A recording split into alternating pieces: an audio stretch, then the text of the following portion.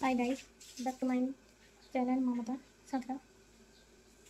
আজ একটা কথা জানাতে এলাম তোমাদের, তোমরা জানাবে আমাকে যেমন কি। সামনে একটা কথা বলতে চাইছি, যেটা আমার জীবনে ঘটছে, অনেকবার ঘটেছে।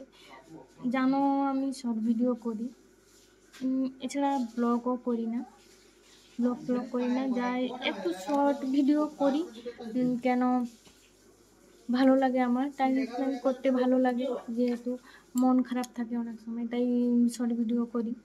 কিন্তু বাড়ির অনেকজনের সমস্যা হচ্ছে, প্রবলেম হচ্ছে দেখে, যে আমি কেন ভিডিও বানাচ্ছি, কিসের জন্য ভিডিও বানাচ্ছি, কেন কি টাকা পাবো না কি কি অনেক কিছু সবাই বলছে, মানে জানেই তা বলছে। তাই তোমাদেরকে বলছি, তোমরাই তো ভিডিও করেছো, কমেন্ট করে জানিও তো যে তোমাদেরও লাইফে এরকম প্রবলেম এসছে নাকি, এত প্রবলেম।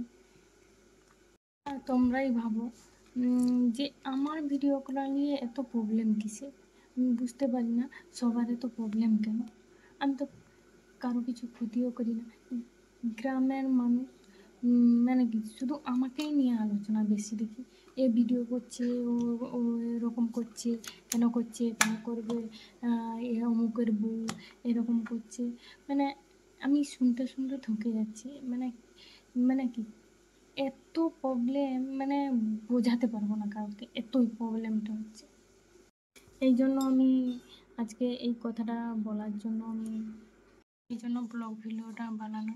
তোমরাই বলো যে আমি কি করব, ভিডিও বানাবো না বন্ধ করে দেবো।